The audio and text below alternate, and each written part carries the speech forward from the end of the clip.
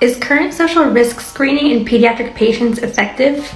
I'm Ellen Encisco at Cincinnati Children's, and here's another article you should know about from APSA's Articles of Interest. In this article from March of 2022, the authors review current social risk screening in pediatric patients. Social risk screening means screening pediatric patients for risk factors for things like food and housing insecurity, financial strain, and unsafe environments. Often this is done by asking parents face-to-face or in using other devices like tablets.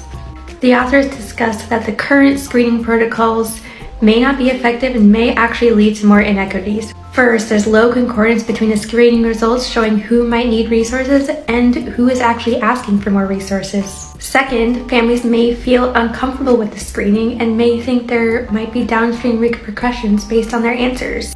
And third, there may be racial biases in the screening practices. For example, non-white patients may be asked these questions more often.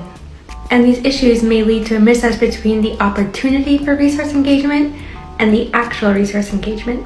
So the authors have 5 suggestions for future work. 1. Use community needs assessments and other population level data to identify the community needs. 2. Use community partnerships to ensure that the community needs are addressed.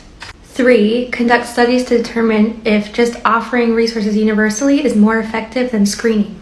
4. Provide tiered levels of support. And 5. Get patient and family feedback and incorporate it. What do you think about social screening? Let us know, and look out for more articles you should know about.